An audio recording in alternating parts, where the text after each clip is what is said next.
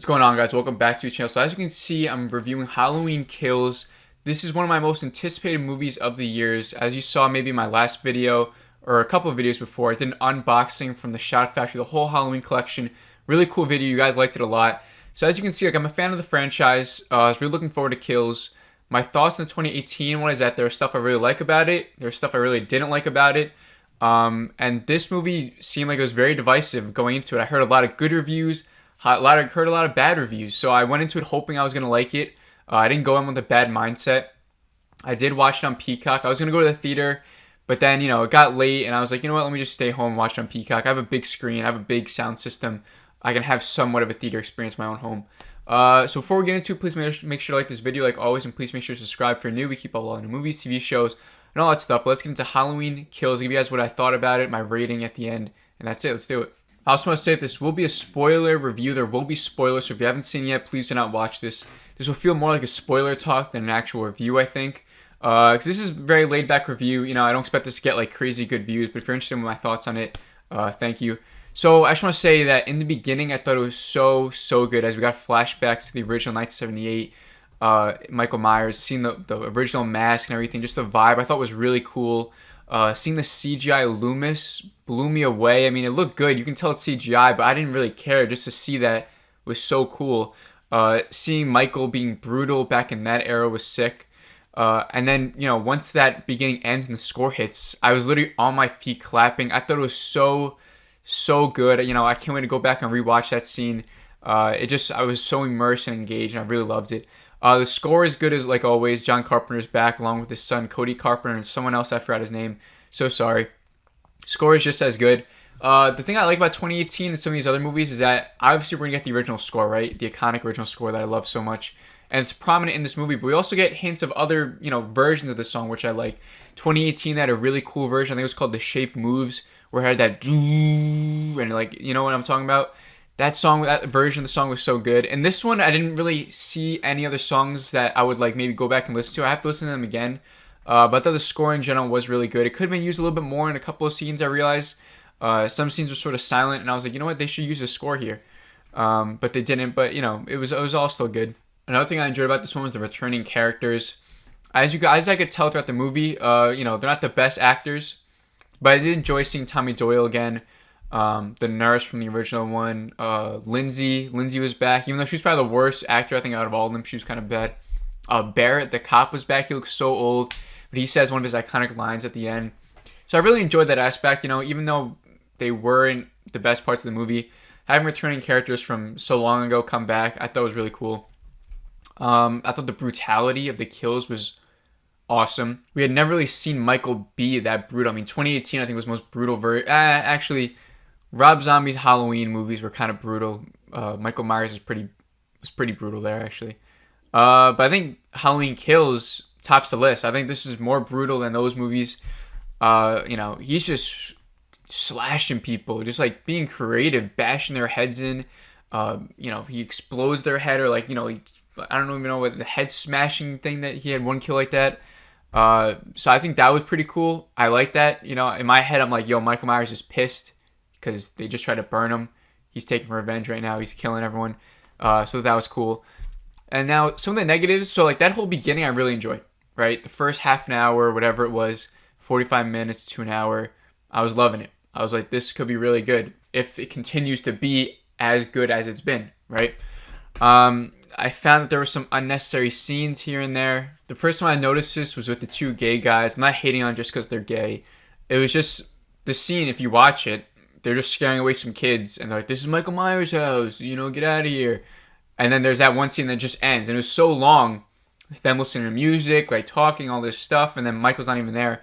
And there's another scene later where Michael is there, and that was a good scene, because Michael's killing people at least.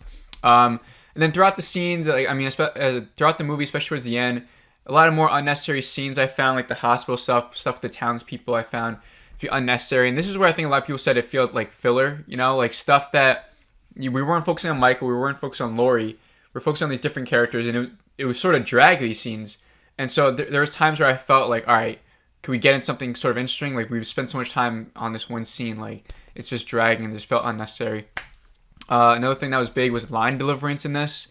Obviously, these movies never really had the greatest writing after the first or second one, right? Well, Season of the Witch I think is good too.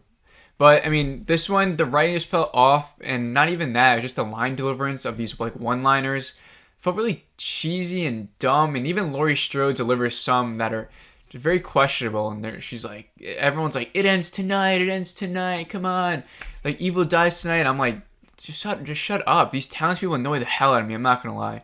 And then when they thought that it was the other patient that was Michael, I hated all that. I really did. I thought it was so dumb. And then the other patient like kills himself. The dude's dead on the ground. And Tommy Doyle's like, how do we know it's not Michael? How do we know? And I'm like, dude, this patient's 5'2", like a pudgy looking dude. It doesn't look like Michael. That's not the size of Michael. And I was like, that's kind of dumb. And I hate to say this, I think the community aspect of it did work for me in the beginning. It was part of seeing the returning characters, them getting mad. There were townspeople not just being background characters, but actually acknowledging what's going on in Haydenfield and trying to like take part in like stopping Michael, and maybe like 40 years of built up anger. And they're finally just like, screw it, let's go kill this guy. At first it worked for me, but then they just became so cringe with that evil dies tonight. Tommy Doyle literally running. He's like, evil dies tonight, come on. And they're all like running in the hospital and like screaming. Like, it just came off so cringe. I just thought it was straight up bad. I thought we needed more Laurie Strode in this movie too. She sort of takes a back seat in this. She's like in the hospital the whole time. Half the movie she doesn't even know Michael's back. And then finally she does. And she just, the lines she gives, even towards the end, like this philosophical crap about Michael representing fear and Hawkins and stuff. Like, I don't know. It just didn't work for me. Strode didn't work for me in this one. I'm hopefully next movie it's better. But even in 2018 one, the Laurie Strode's character, there's things I liked, things I didn't. I think H2O did a better representation of like her trauma after 20 years, better than 2018 did. But I did like the fact that she like prepared and trained for it or whatever. So I think a lot of issues for me come towards the back end. There's some dumb monologues by Hawkins and Strode, like I said. Not enough Myers in this part. I realized that Michael is prominent in this movie. I know people are saying like, oh, he's only in 20 minutes of it. Like, no, he's a big part of this movie. And, we see a lot of the kills. But there are big chunks of this movie where Myers isn't in it. And it's focused on these townspeople that I didn't care for. Or it's focused on Strode and the daughters like talking about nonsense or, So I think at times it did need more Myers. At times it did need more Strode. That's what the franchise is built on. So focusing on these other characters that I personally don't have really a connection to, I just didn't like that. And then at the end, we get like this, it got really hyped for me, when they were all like circling Michael and they sort of trapped him again. And they're circling him and he's about to fight. And I was like, yo, let's go. Michael's about to destroy these guys. And then they all beat him down. The daughter stabs him. And I was like, all right, this is obviously like whatever. You guys can have your moment or whatever. Like Michael's obviously going to get up. And he gets up and he's slashing them all. And like he goes and he kills the daughter, which is I wanted that even when I saw the first trailer. I was like, I think the daughter should die. One, because I don't really like her. And I think her line deliverance is the worst sometimes in these movies. But I think that would give such a good motive, or just a more of a deeper connection with Strode and the granddaughter, to go and kill Michael, like more of an incentive. It would just be more emotional, that last movie, and that's what they do at the end. And I thought it was really good that they did that. I thought the ending was good. It could have been done a little bit better, maybe paced a little bit better, but I did enjoy it. So I'm gonna give you guys my rating for it right now. I'm giving it a 3.5 out of 5, which is solid. I will say that I liked it. I think compared to the rest of the franchise, it's one of the best. I'm going to give you guys my ranking tomorrow, I think, on the franchise. But let me just say that this one is up there. I liked it. I had a fun time with it. Looking back on it, were there a lot of issues? Yeah, there was a lot. But I think there are things that I can overlook because I do have a love for the franchise. I acknowledge that 4 is bad. 4 is bad. 5 is really, 5 is really bad. 5 sucks. 6 is bad, but I still have a fun time with it. Like H2O is bad, I still have a fun time with it. Resurrection is bad, still have a fun time with it. There are issues that I can overlook. And I think Halloween Kills is better than those movies by a lot. So, the Halloween Kills issues I can easily overlook because I think it is a better movie than those other ones that I do also enjoy watching as well. If that makes sense to you. It does feel like filler. Everything people are saying is right. You just got to go into it and just make up your own mind. Nobody's right or wrong here. If you didn't like it, if you hated it, I can definitely see why. Trust me. If you loved it, I see people giving it 5 stars. They love it. I'm like, okay, I can definitely see that too. I mean, Michael's great in this.